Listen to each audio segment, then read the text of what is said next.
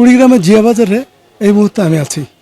এখন এই সপ্তাহে সবজির দাম অনেক কমে গেছে, কারণ প্রচুর পরিমাণে সবজি আবাদ হচ্ছে কুড়িগ্রাম জেলার বিভিন্ন অঞ্চলে। যদিও কয়েকদিন টানা বৃষ্টি এবং পানি বাড়লেও সবজির ক্ষেত্রে তেমন ক্ষতি হয়নি, যে কারণে সবজি ব্যবসায়ীরা বলছে এবং সবজি আড়তদাররা বলছেন যে আসলে বাজারে চাহিদা অনুযায়ী প্রচুর পরিমাণে সবজি আসছে। প্রতিটি সবজির দাম 30 থেকে 50 টাকার মধ্যে, তবে মরিচের দাম 100 টাকার উপরে এবং সজনার দাম 100 টাকার উপরে বলে তারা জানিয়েছেন। অঞ্চলের কাঁঠালবাড়ি এলাকায় এবং ফুলবাড়ি উপজেলাতে সবচেয়ে বেশি হয়। বন্যার পানিতে ওইসব মরিচের ক্ষেত তলিয়ে যাওয়ার কারণে কিছুটা প্রভাব পড়েছে মরিচের, যে কারণে এই সবজির মরিচের দাম কিছুটা বেশি। কুড়িগ্রামের মানুষ কিছুটা স্বস্তিতে আছে সবজি নিয়ে, এই কারণেই যেহেতু সবজির দাম কিছুটা কম। এই অঞ্চলের মানুষ মাছ মাংস চেয়ে সবজির প্রতি সবসময় বেশি।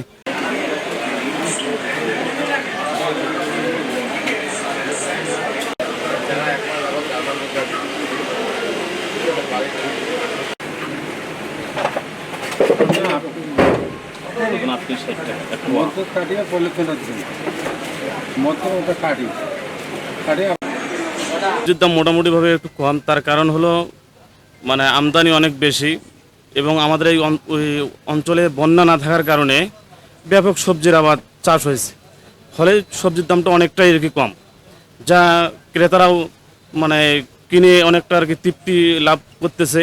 এবং আমরাও আগে যে দেখা যাচ্ছে 10 কেজি বিক্রি করছি, এখন সেটা আমরা 20 কেজি বা 30 কেজি বিক্রি করতেছি। তার কারণ দামটা কম হওয়ার কারণে ক্রেতারা বেশি পরিমাণে কিনতেছে, আমাদেরও একটু বেশি পরিমাণে একটু ইনকাম হচ্ছে। কারণ অধিকাংশ মানুষ শ্রমজীবীর উপর নির্ভরশীল, যে কারণে তারা চাহিদা মতো আসলে মাছ মাংস না পেলেও সবজিটি তাদের একমাত্র প্রধান খাদ্য। কুড়িগ্রাম অঞ্চলে যে পরিমাণ সবজি হয়, বিশেষ করে ধরলাপড়ের চরশিদেজার, পাঁচগাছি, মোগলবাসা সব বিভিন্ন এলাকায় পটল, ঝিঙা সহ কুমড়া সহ যে সবজিগুলি উৎপাদন হয়, এই সবজিগুলি কুড়িগ্রামের চাহিদা মিটিয়েও রংপুর, লালমনিরহাট, বগুড়া, গাইবান্ধা সহ বিভিন্ন অঞ্চলে চলে যায়। তার আতঙ্কে আছে যেহেতু আগামী কয়েকদিনের মধ্যে বর্ষা শুরু হবে, বৃষ্টি অব্যাহত থাকবে, পাহাড়ি ঢল নামবে। এইসব পাহাড়ি ঢল এবং বৃষ্টির কারণে সবজি ক্ষেতগুলো তলিয়ে যাবে। বিশেষ করে সময়ের সাথে সাথে দ্বীপচরগুলোতেও এখন প্রচুর সবজি আবাদ হচ্ছে। এইসব সবজি ঢাকা সহ সারা দেশে চলে যাচ্ছে। যদি বন্যা হয়, এই বন্যার কারণে এই সবজিগুলো ক্ষেতগুলো নষ্ট হওয়ার সম্ভাবনা রয়েছে এবং তখনই এই অঞ্চলের সবজির দাম কিছুটা বাড়বে। এই অঞ্চলের কৃষকরা এবং ব্যবসায়ীরা দাবি করেন যে এখানে একটি সবজির কোলেস্ট্রল যদি সরকার করে, তাহলে যে সবজি হয় কোলেস্ট্রলে রেখে সারা বছরই বিক্রি করা যাবে। মানুষের এই চাওয়াটি এই অঞ্চলের ব্যবসায়ীদের এবং কৃষকদের। কুড়িগ্রাম জিয়া বাজারের যে সবজি আড়ত, এটি জেলার সবচেয়ে বড় সবজি আড়ত। এখান থেকে সারা জেলার সবজি এসে বিভিন্ন অঞ্চলে চলে যায়।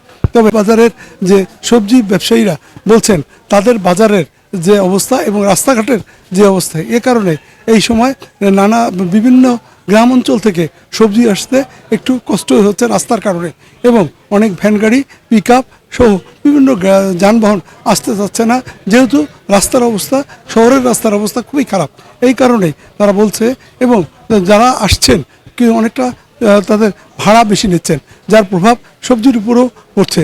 যদি রাস্তাঘাট ভালো থাকতো তাহলে হয়তো সবজির দাম আরও অনেক কম হতো। রাজু মুস্তাফিজ, 71, কুড়িগ্রাম।